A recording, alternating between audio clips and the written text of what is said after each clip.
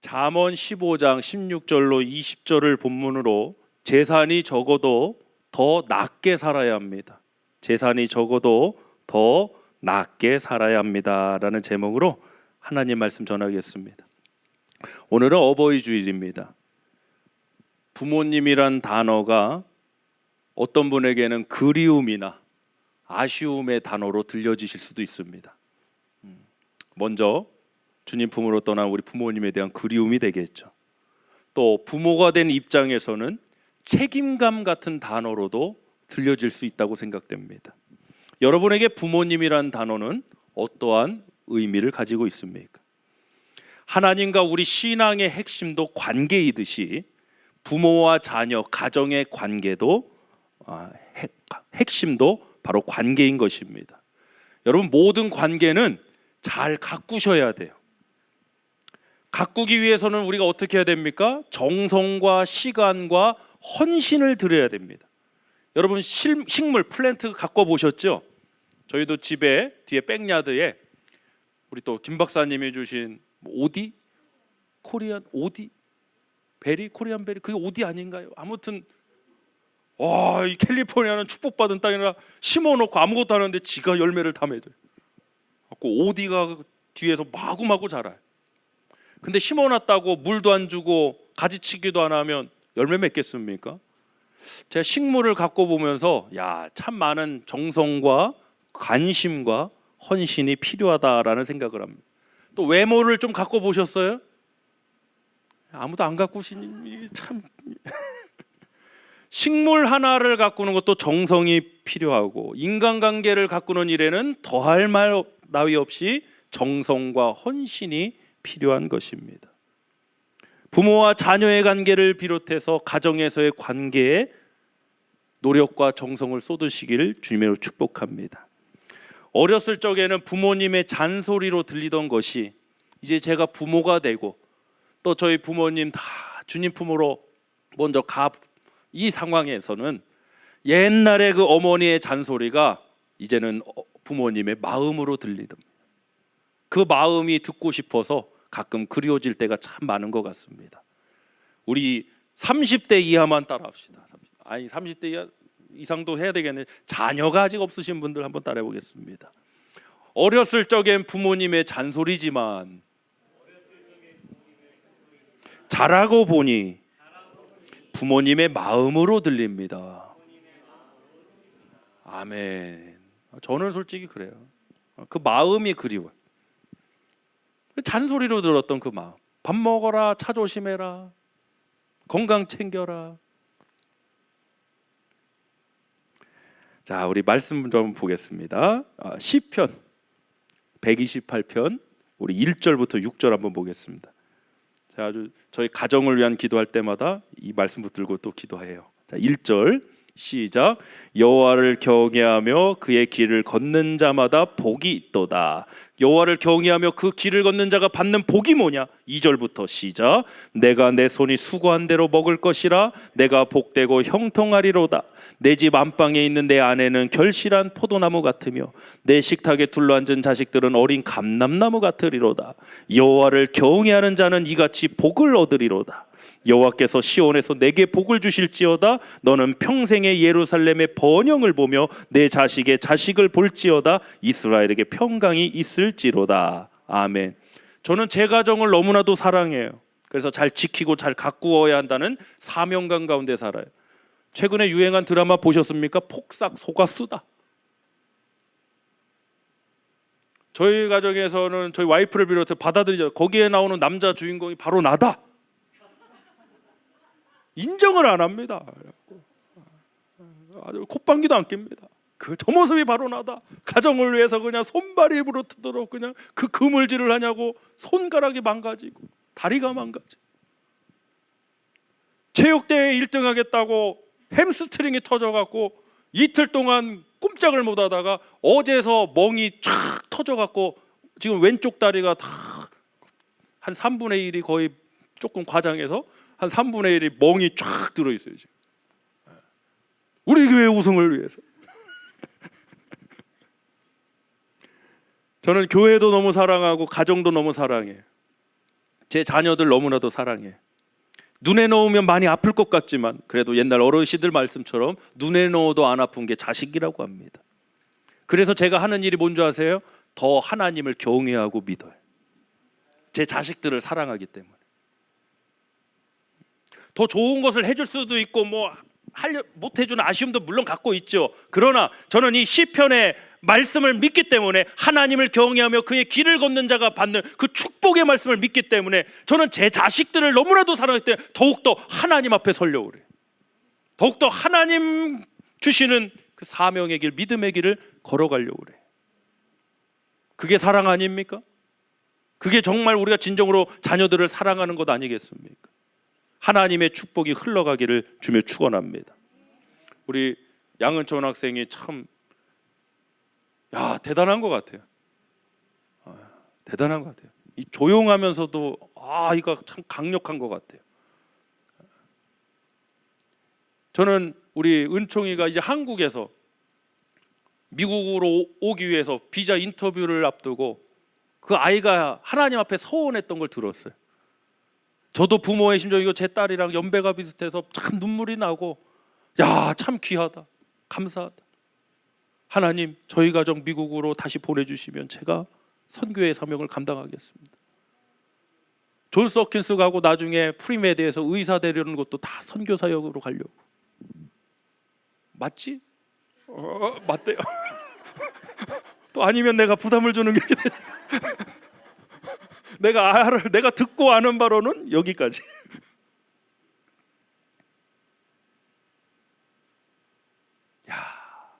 기적적으로 영주권이 나오고 진짜 타이밍이 기가 막혀서 작년에 우리 양 목사님 가정에 영주권이 나오고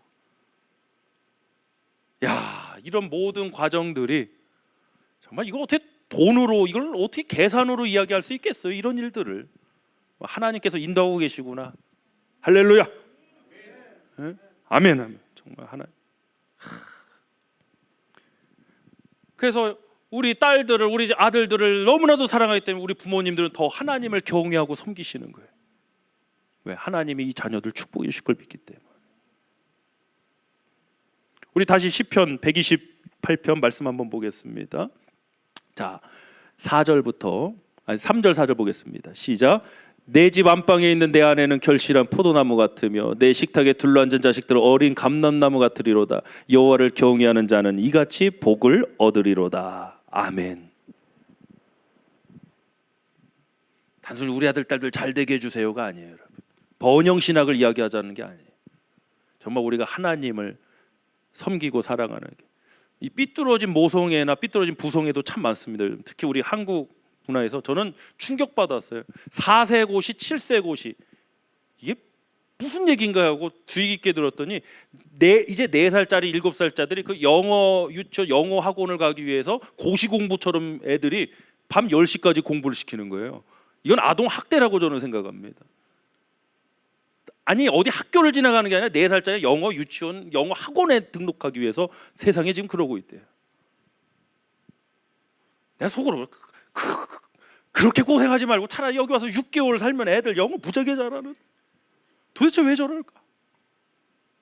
이 과열, 이 경쟁과 또 그 자녀를 향한, 그건 나쁜 마음이 아닌데요. 자녀를 향한 잘해주고 싶은 마음, 그 모성애, 부성애가 결합돼서 융합돼서 좋은 결과가 나야 되는데, 제가 볼 때는 너무나도 안타까운 일들이 우리 사회에 벌어지고 있다고 생각됩니다. 하나님을 경외하는 자의 축복이 여러분 가정에, 여러분 자손들에게 임할 줄 믿습니다. 우리 본문 16절부터 17절 보겠습니다. 시작. 가산이 적어도 여호와를 경외하는 것이 크게 부하고 번뇌하는 것보다 나으니라. 채소를 먹으며 서로 사랑하는 것이 살찐 소를 먹으며 서로 미워하는 것보다 나으니라. 아멘. 끝에 항상 붙는 게 뭡니까? 나으니라. 나으니라. 더 나은 삶을 향해 나아가는 것이 가정의 목표이시길 축원합니다. 가산, 재산이죠. 재산이 적으면 좋은 레스토랑에 가서 가족들이 같이 식사를 하거나 여행하는 일들 참 하기가 힘들어요. 사실은 맞아요. 당장 비행기만 타도 있는 집들은 다 어디 앉습니까? 비즈니스 앉습니다. 없는 집들은 어디로 갑니까? 꼬리칸 갑니다. 저희 집은 항상 꼬리칸으로 가면서 대합니다. 여기가 명당이다 얘들아. 아빠가 찾아보니까 비행기 사고 나면 여기가 제일 안전하단다. 저 앞부터 가신대. 그럼 어릴 때는 애들이 아빠 그래요? 너무 좋아요. 본문 16절 말씀을 보면 하나님을 경외하는 것이 반드시 우리의 가산과 재산을 많게 한다는 것은 아니라는 것을 알 수 있어요. 하나님을 경외한다고 해서 반드시 우리의 재산이 많이 풍족해지고 하는 것은 아니에요. 그러나 가산이 적어도 여호와를 경외하는 것이 크게 부하고 번뇌하는 것보다 낫다고 그랬습니다. 저는 더 나은 삶을 오늘 말씀드리고 있는 겁니다. 더 나은 가정이 되자는 겁니다. 여호와를 경외하는 겁니다. 하나님을 경외하는 삶, 하나님을 경외하는 가정이 단순히 재산이 많은 가정보다 더 나은 것입니다. 물론 이것에 동의하지 않는 사람들도 참 많습니다. 그래도 돈이 있어야 최고죠. 저는 돈이 필요 없다고 말하지 않았습니다. 돈은 필요합니다. 그러나 돈이 여러분의 행복을 만들어주는 것은 아닙니다. 우리 대부분의 현실이 어떻습니까? 재산 문제로 가족이 다투고 무너지는 등의 일이 참 많이 일어나고 있습니다. 그래서 가정의 행복은 반드시 재산의 많고 적음에 있지 않다라는 겁니다. 여러분 주보 속지에 말씀 요약 썸머리 첫 번째 나누겠습니다. 가정의 행복은 재산에 있지 않습니다. 가정의 행복은 재산에 있지 않습니다. 우리가 흔히 행복이라고 하면 질문을 던지면 이렇게 말해요. 무엇을 해야 행복하다. 무엇을 사야 행복하다. 거의 대부분이 이런 이야기를 해요. 내가 무엇을 할 수 있어야 행복한 거고 무엇을 살 수 있어야, 무엇을 경험할 수 있어야 행복이라고 말해요. 이것을 오늘날 소비주의자적이라고 말해요. 소비주의자. 오늘날 신앙생활도 소비주의자적으로 신앙생활을 하시고 섬김을 잃어버리고 내가 소비자가 되는 거예요. 우리 엎드린 교회 공동체는 항상 섬김의 공동체가 되길 축원합니다. 내가 무엇을 사야 행복하고 그러면 사지 못하면 어떻게 되는 거예요? 불행한 거예요. 불행해지는 거예요. 내가 어디 베케이션에 어디를 하와이를 가고 막 여행을 해야 되는데 못하는 거예요. 그럼 못하면 어떻게 되는 거예요? 불행해지는 거예요. 제가 행복에 대해서 저희 어머니가 이제 소천하신 지 어버이날 되니까 또 오늘 아침에 또 어머니 생각이 많이 나더라고요. 저희 어머니가 이제 소천하신 지 벌써 이제 3년이 지났습니다. 참 힘들었어요. 3년 동안. 3년이 아니라 4년 동안 힘들었던 것 같아요. 저희 미국 와서 저희 어머니 바로 폐암 말기 진단 받으시고 가족들이 한국에 아무도 없고 그때 저희 어머니 곁에서 우리 성현 청년이 참 많이 고생해 줬어요. 한국에 있을 때.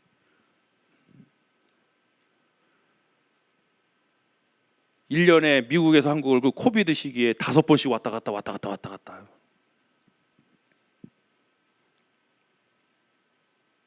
전 너무 힘들었어요. 제 인생 가장 힘들었던 시기인 것 같아요. 그런데 그런 생각이 들더라고요. 그럼 행복하지 않았나? 아니요, 행복했어요. 근데 우리가 이걸 매칭을 못 시켜요. 힘들면은 불행하다라고 해석을 해버려. 아니, 행복은 왜 반드시 힘들지 않아야 됩니까? 행복은 여러분 한번 생각해 보세요. 옆 사람한테 한번 질문해 보세요. 행복은 왜 힘들지 않아야 됩니까? 한번 여쭤보세요. 행복은 왜 힘들지 않아요? 힘들면서 행복하면 안 됩니까? 물어보세요. 잘 이해가 안 되죠. 공감이 안 되죠. 왜? 우리가 그동안 생각하던 데피니션, 행복이라는 데피니션은 힘들지 않아야 돼. 아무 일 없어야 돼. 이러니까요. 그러니까 나는 그 시간이 불행해지는 거예요. 힘듦의 시간이었거든요. 정말 어떻게 해야 될지 이제 정말 감당할 수 없는 시간이었어요. 눈물을 세상에 그렇게 많이 쏟은 적이 없어요. 오죽하면 제가 이러다가 우울증 걸린 거 아닌가? 난 너무 인생이 불행하구나. 근데 그때 하나님 주신 찬양이 뭔지 아세요? 기가 막히게 송경민 목사님의 행복이란 곡이에요. 이것이 행복이라오 세상은 알 수 없는 하나님 선물 이것이 행복이라오 하나님의 자녀로 살아가는 것, 이것이 행복이라오. 하나님께 따졌어요. 하나님, 내 상황 모르세요? 이렇게 힘든데 하나님 어떻게 제 입술에서 행복이라는 찬양이 나올 수 있습니까? 마치 죄 짓는 것 같더라고요. 근데 살펴보니까 내가 갖고 있던 행복이 잘못됐더라고요. 저는 그 시기를 이렇게 정의했어요. 지난 4년을 힘들지만 행복했던 시절. 여기 미국에 살면서 제가 많은 우리 한인들은 부모님의 임종을 지킬 수 있는 경우가 거의 안 되세요. 여의치 않으세요. 저도 저희 어머니 이제 곧 돌아가신다는 말씀 듣고 바로 그 다음날 비행기 타고 갔어요. 비행기 타면 비행기 못 오니까 연락이 안 되잖아요. 가슴이 둥. 인천공항 뜬 눈으로 인천공항에 딱 내렸어요. 셀폰을 키자마자 걱정이 되는 거예요. 문자가 와 있을까, 돌아가셨다고. 딱 켰는데 한국에서 아무런 문자가 안 와 있는 거예요. 게이트를 못 나가고 그 자리에서 주저앉아서 펑펑 울었어요. 하나님 감사하다고. 나 어머니 볼 수 있게 해주셔서 감사하다. 그래서 정말 바로 대전으로 내려갔어요. 혀가 말려지셔갖고 이러면 거의 임종 직전이시잖아요. 근데 기적적으로 저희 어머니가 의식을 찾으시고 회복하셔서 저랑 같이 2주간의 시간을 보내시고 종려주일에 예배, 성도님들과 함께 다 같이 예배 드리고 그날 저녁에 하나님 부르심 받았어요. 저희 미국에서 이런 어려움을 겪는 중보기도 시간 라디오에서 하면서 얼마나 많은 사연들 나옵니까? 그런 사연들 나올 때마다 내가 그 시간이 얼마나 행복했던 시간인가 다시 한번 깨닫게 돼요. 그래서 저는 이렇게 정의했어요. 힘들지만 행복했던 시간, 슬픔을 견디면서 행복했던 시간. 할렐루야. 아니, 슬픔을 견디면서 왜 행복하면 안 되냐고요. 힘든 걸 이겨나가면서 왜 행복하면 안 되냐고요. 그럼 도대체 우리 인생은 언제 행복해지는 거예요? 인생 거의 대부분이 힘듦의 시간이고 어려움의 시간이고 견뎌야 될 시간이고, 또 부모님으로서 이 한인 사회에 이민자로 와서 얼마나 많은 것을 희생하고 견디셔야 했어요. 그럼 그 시간을 여러분 불행하다라고 정의해버리면 어떡합니까? 힘들지만 버티면서 행복했고, 슬프지만 견디면서 행복했고, 아프지만 참으면서 행복했던 시간. 할렐루야. 여러분의 삶과 여러분의 가정이 되시길 다시 한번 주님으로 축복합니다. 그래서 저는 행복은 뻔한 게 아니라고 생각해. 뻔한 거. 우리 애들 표현으로 보링한 거 있잖아요. 뻔해 보이는 거. 요즘 젊은 저희 세대도 마찬가지예요. 어르신들도 마찬가지고. 이게 사람이 관계 속에 있다가 어려움이란 게 찾아오잖아요. 서운함도 있고 섭섭함도 있고. 제가 항상 당부드리지만 엎드린 교회 담임 목사에게 완벽을 기대하신다면 저는 바로 어디 저쪽 떠나야 됩니다, 여러분. 제가 저희 사역자님들한테 하는 얘기 중에 하나가, 나는 전도사님들한테 완벽을 기대하지 않습니다. 그렇지 않습니까? 내가 완벽을 기대했다가 실수 나오면은 그건 내 기대치가 잘못된 거지. 우리는 언제든 실수할 수 있고 넘어질 수 있는 존재. 그럼 그런 상황을 어떻게 우리가 수용하고 잘 해결해 나갈 거냐, 이제 그게 우리의 미션이지. 근데 뻔한 게 너무 많아. 트러블이 있어, 문제가 있어, 뻔해. 그래서 어떻게 했어? 뻔해. 나온 결과가, 생각이, 선택이 너무 뻔해. 보링하다고. 우리 구별된 사람 아니에요? born again, 거듭난 사람들 아니에요? 저는 거듭났다는 게 뭐냐? 뻔하지 않다는 거예요. 뻔하지 않다. 할렐루야. 히브리서 11장의 믿음의 사람들 보세요. 사자들의 입을 막은 영도 있지만 사자 입에 먹힌 사람들도 있다고요. 불의 세력을 멸한 분도 있지만 불에 의해서 타 죽은 사람도 있다고요. 뻔하지 않잖아요.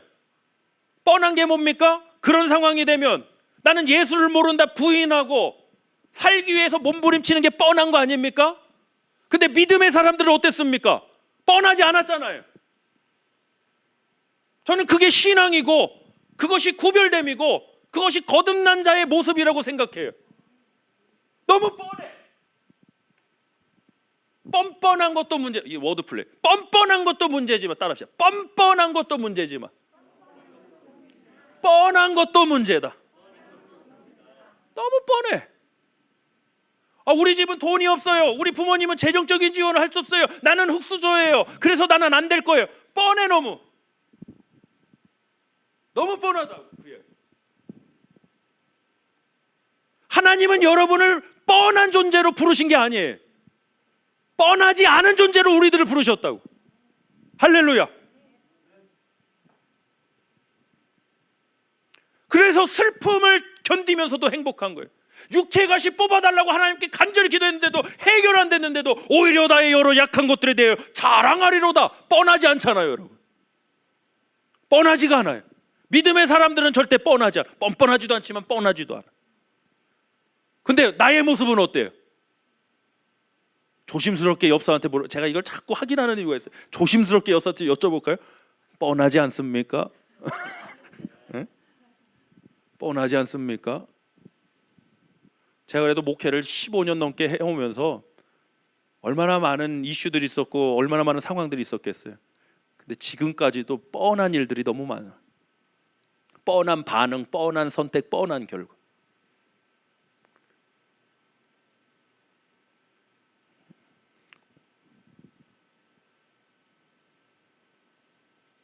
우리 특히 이제 우리 청년들, 우리 뭐 성현 청년 오늘 몇 시에 출근했어요? 새벽 몇 시에? 3시에? 새벽 3시에 출근. 갖고 근무 마치고 지금 예배 나와 있네. 우리 금서가용도 마찬가지. 지금 빵 만들고. 페트롤 했어요 어제? 몇 시부터 했어요? 12시부터 새벽 3시까지 기숙사 페트롤하고 아침에 지금 나와갖고 찬양. 저 양반이 쌩쌩하다고 쌩쌩한 게 아니에요, 여러분. 우리 기철 전도사님 주중에 일하는 게 뭐예요? 스시집에서 일해요. 스시 한번 만들어 보라고요. 그리고 지금 나와 있어. 우리 지훈 전도사님 암 수술을 이기고 여기 와서 그 사명의 길을 쫓고 있어. 그러면서도 음악학원 가갖고 드럼 가르치고 학교 공부하면서 드럼 가르치고 또 거기서 또 태권도 사범으로 또 가갖고 또 태권도 사범까지 하고 있어. 페트롤도 해요? 그건 하지 마. 그건 하지 마. 진짜 눈물겹도록 이 젊은 분들이 우리 성도님들 눈물겹도록 치열하게 살고 있거든요. 내가 그래도 조금 더 살았으니까 여러분들 우리 성도 시니어 성도들 말이죠. 근데 뻔하지 않았으면 좋겠다. 그렇게 힘겹게 치열하게 미국까지 와서 여러분들이 사역하고 공부하고 준비하고 가시는데 제발 여러분들 뻔한 존재 안 됐으면 좋겠다. 저는 우리 교회 사역자님들이 뻔한 분들 안 되셨으면 좋겠어. 우리 청년들이 뻔한 사람 안 됐으면 좋겠어. 그런 어려움들을 힘들어도 이겨나가면서 행복하고. 할렐루야. 다툼이 있어요? 그럼 어떻게 해요? 요즘 사람들 어떻게 해요? 만나서 해결도 안 해야 카톡으로 해야 카톡으로. 요즘은 사직서를 카톡으로. 카톡 다 없애버려야 돼 이게.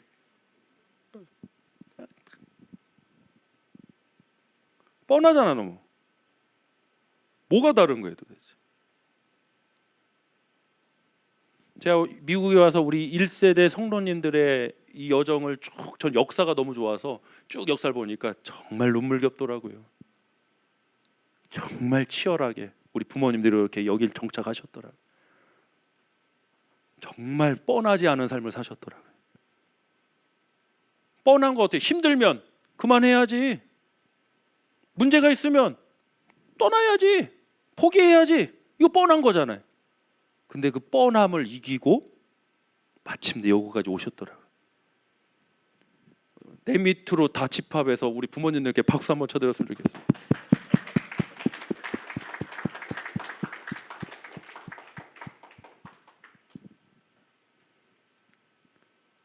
저는 불행하지 않았어요. 지난 4년 동안 절대 불행하지 않았어요. 힘들었지만 행복했고, 슬펐지만 참으면서 행복했고. 자, 본문 20절 한번 보겠습니다. 시작. 지혜로운 아들은 아비를 즐겁게 하여도 미련한 자는 어미를 업신여기느니라. 말씀 두 번째 먼저 나눕니다. 부모님을 공경하지 않는 것은 미련한 일입니다. 여기서 왜 미련하다고 했냐면요, 하나님의 축복에서 멀어진 자이기 때문에 미련한 거예요, 여러분. 잘 되고 싶다며, 성공하고 싶다며, 잘 살고 싶다며. 하나님이 주신 말씀 가운데 그 축복이 있다고. 부모님을 공경하지 않는 것은 미련한 거예요. 미련한. 윤리 도덕적으로도 미련한 거지만, 그래서 저는 이 부모님 공경한 거를 의도적으로 아이들한테 좀 많이 보여주려고 그래요. 지금 뭐 저희 아버님도 일찍 돌아가셨고, 어머님 돌아가셨고, 저 장인도 돌아가셨고, 이제 한국에 남으신 우리 장모님 한 최대한을 다해서 연락 드리고 섬기고, 따님은 전화 안 해. 사위인 나랑 친하셔갖고 딸의 안부를 저한테 물어보세요. 우리 딸 잘 지내시냐고. 따님 잘 계십니다. 장모님 잘 지내시죠? 나는 잘 지내네.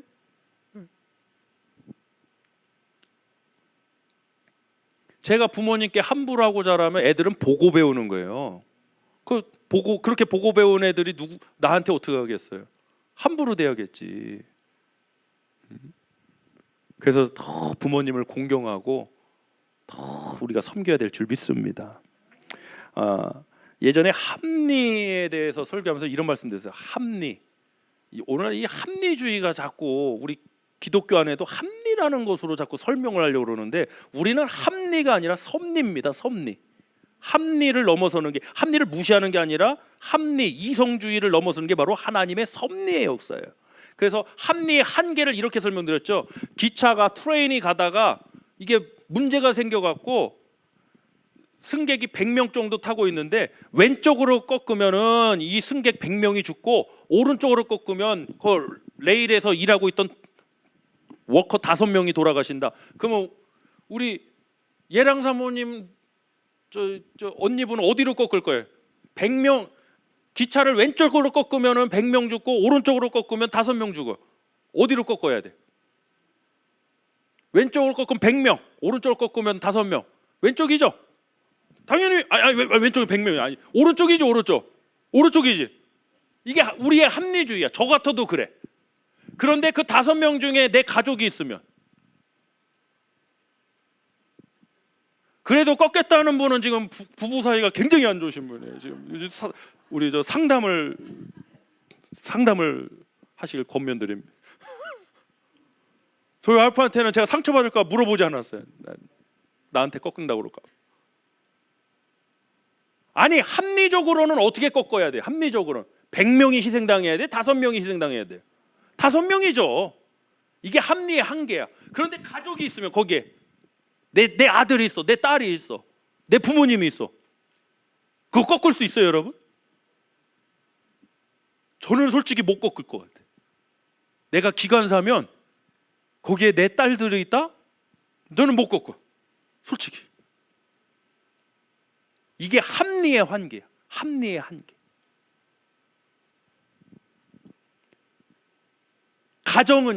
가족은 그래서 합리를 넘어서는 거예요, 여러분. 그래서 가족 안에서 자꾸 오늘날 우리 현대적 가정들이 합리적인 사고, 합리적인 계산법, 이게 뭐 굉장히 잘하는 건 줄 아는데, 가정은 그렇지 않아. 가정은 합리를 넘어서야 되는 거예요. 할렐루야.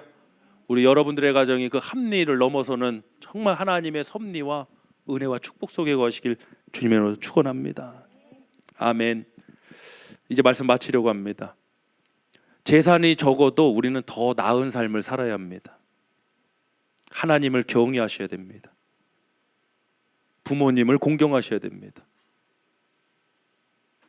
저는 제 자녀들을 너무나도 끔찍이 사랑하기 때문에 더 하나님을 경외하고 더 하나님 앞에 나아가려고 그럽니다. 그 하나님의 은혜와 축복이 흘러갈 것을 믿기 때문에. 할렐루야. 하나님께서 신명기 말씀을 보니까 들어가도 복을 받고, 그래서 생긴 유명한 버거집이 뭐다? 인앤아웃. 사장님이 직접 하신, 창업주가 그냥 만든 게 아니라 네가 들어가도 복을 받고 나가도 복을 받는다. 그래서 인앤아웃 버거가 생긴 거예요. 미국 3대 버거, 캘리포니아 넘버. 그 말씀을 보니까 네가 들어 떡방주 광주리까지 복을 받고 네 자녀가 복을 받고, 순종하는 자에게 하나님 그런 축복들을 약속하셔. 또 반면에 불순종하는 자는 또 동일하게 저주가 임한다. 근데 저는 이렇게 말씀드리고 싶어요, 여러분. 단순히 축복받으니까 순종하고 저주받는다니까 불순종하면 저주받는다니까 우리가 순종하고 이러지 말자는 거예요. 왜? 그보다 더한 가치가 있다. 뭐냐? 따라합시다. 내가 하나님 말씀에 순종한다는 것은 그분이 나에게 얼마나 귀한 분인 것을 나타내는 것이다. 아멘. 단순히 축복받고 뭐 당연히 있어요. 하나의 말씀이니까 성취될 줄 믿어요. 그러나 여러분이 하나님 말씀에 순종하는 이유가, 동기가 단순히 복받기 위해서, 우리 애들 딸 잘 되기 위해서 이러면 기복신앙, 번영신앙으로 가는 거고, 그게 아니라 우리는 하나님, 그 하나님께서 또 가정의 자녀들 축복해 주시는 거예요. 우리가 순종한다는 건 하나님 말씀을 순종, 하나님이 나에게 얼마나 존귀한 분이고 가치 있는 분인가를 나타내는 거예요, 여러분. 그래서 아브라함이 아들 이삭을 번제물로 바치려 할 때 하나님, 내가 이제야 나를 경외하는 줄 알았다라고 하셨어요. 하나님 말씀에 순종할 때. 아멘. 하나님은 여러분에게 어떤 분이세요? 가정은 여러분에게 어떠한 위치에 있어요? 다 소중해요, 여러분. 우리 성도들 다 하나님의 은혜와 축복 가운데 행복하시길 주님으로 축원합니다. 할렐루야. 우리 아까는 다 좀 삭막하게 좀 뻔하지 않습니까? 막 이런 거 짓는데 또 마무리를 잘 해야 되지 않겠습니까? 이번에 아까 인사하셨던 분하고 이렇게 인사합시다. 축복하면서 집사님, 권사님, 성도님, 당신의 가정이 하나님의 은혜와 축복으로 행복하시길 소원합니다.